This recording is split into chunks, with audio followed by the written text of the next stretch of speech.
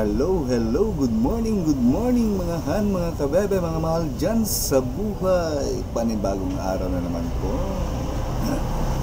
Kumusta po kayong lahat dyan, mga lodies, mga kapangga? Okay lang po kayo dyan?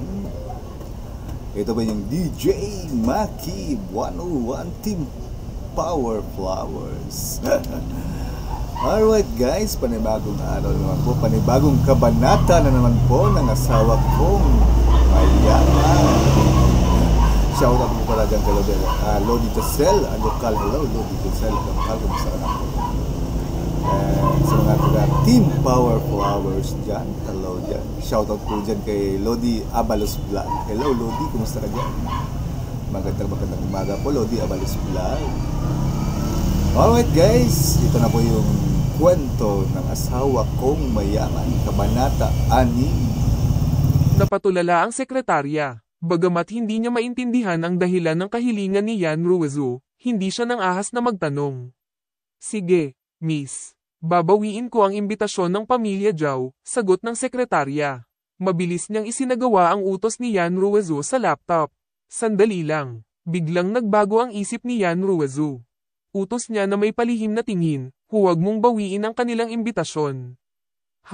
Nataranta ang sekretarya. Nagniningning ang malalaking malaamog na mga mata ni Yan Ruizu habang bumubulong.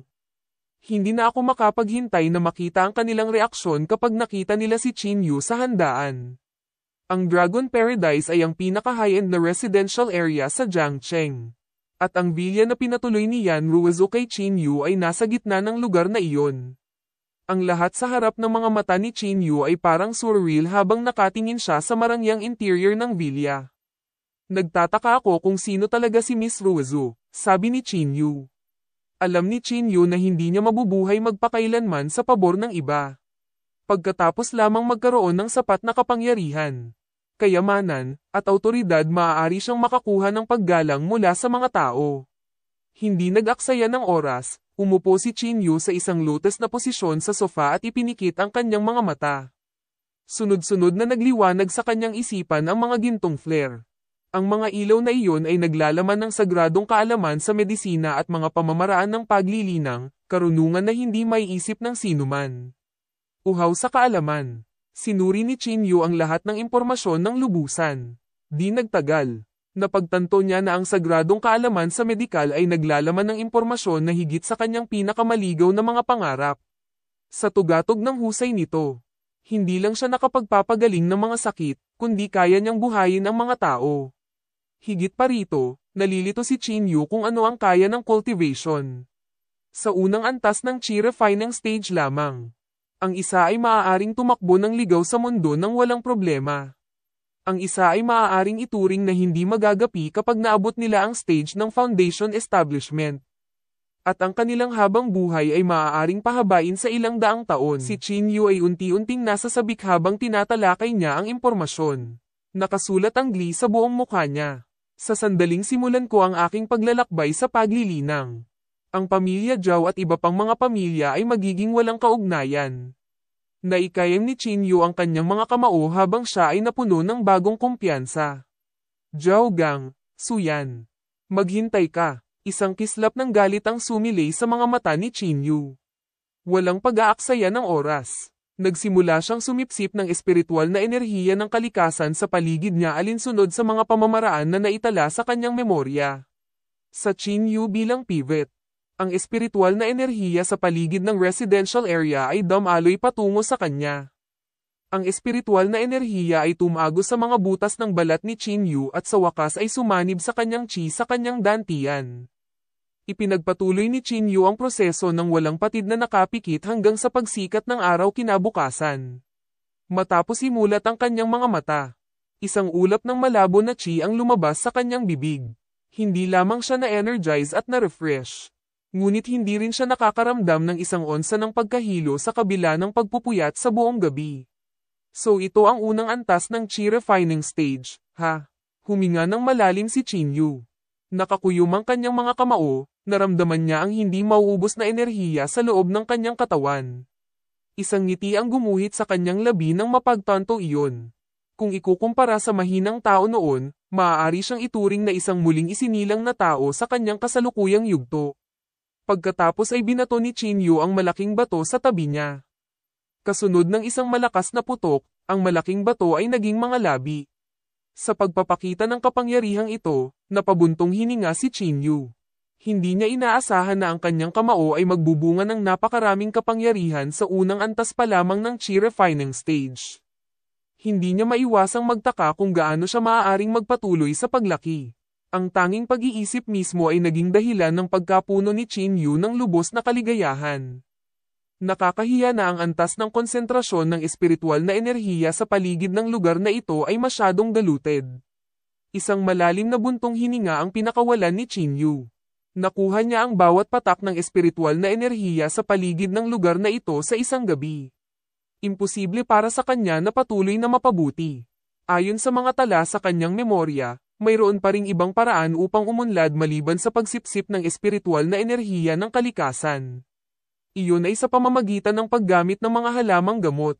Kung mas matanda ang mga halamang gamot, mas maraming espiritual na enerhiya ang nilalaman nito. Pagkatapos ng ilang pag-iisip, nagpasya si Chinyu na magtungo sa herbal pharmacy upang bumili ng isang batch ng mga halamang gamot. Matapos halukayin ang kanyang bulsa, nakakuha siya ng halagang 132. Sa pagtingin sa kakarampot na pera sa kanyang kamay, ngumiti si Chinyu. Mula nang ikasal si Chinyu kay Suyan, ibinigay niya ang bawat sentimo ng kanyang sweldo sa kanya. Ang halaga ng baon na natatanggap niya bawat buwan ay depende lamang sa kanyang kalooban. Kung ang kabuuang pag-aari ng isang lalaki sa edad na 30s ay humigit kumulang 100 dagdag lamang. Ang panganang lahat ay babagsak kapag sila ay tumili. Mukhang ang cultivation ay nangangailangan ng malakas na suportang pinansyal, komento ni Chinyu na may pilit ng ngiti.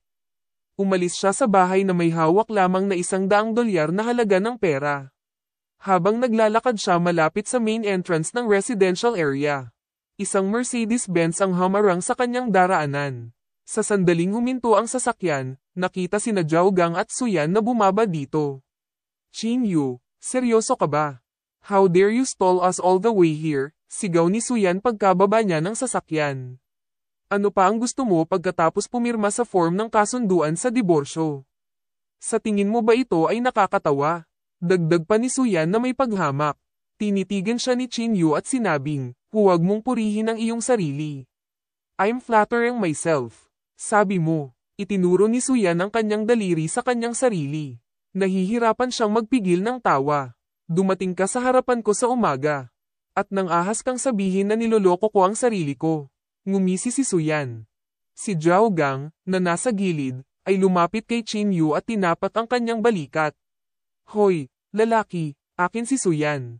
Kung patuloy mong paglalaroan ako, babaliin ko ang iyong mga paa. Naririnig mo ba ako? Nagbabala si Zhao Gang sa mahinang tono. Naiinis si Chinyu nang makita ang mga nangangalunya. Sa pagkakataong iyon, hindi niya maintindihan kung paano pa niya natitiis ang ganitong kakulit na babae at nanatili pa siya sa iisang bubong kasama nito sa loob ng 3 taon. Huminga ng malalim si Chinyu, nanunuya. Huwag kang mag-alala, hindi ako interesado sa isang hasi. Itago mo siya sa sarili mo. Anong sinabi mo? Sinong tinatawag mong hasi? Si Suyan ay umungal sa galit na parang tusong. Agad na sumulong si Zhao Gang at pinatigil si Chinyu sa kanyang kinatatayuan. Pagkatapos ay humagulgol siya, Chinyu, pagod ka na bang mabuhay? Paumanhin sa aking asawa, kung hindi, tiyak na babaliin ko ang iyong mga binti. Isaalang-alang ang iyong sarili na binalaan. Itinulak ni Chinyu ang kamay ni Zhao Gang, kinuyam ang kanyang mga kamao, at sinabi, bibigyan din kita ng pagkakataong lumuhad sa harap ko at humingi ng tawad. Gawin mo, at hahayaan kong mag-slide ito. Alright guys, natapos na naman po yung panibagong kabanata natin guys. Abangan na lang po yung susunod na kabanata. Kung nagustuhan dito yung kwento na ito, paki-share and paki-like na lang yun. Alright guys, once again, ito po yung DJ Maki of Team Power Flowers. Thank you so much po. I hope po mag-iingat po kayo natin. Bye-bye!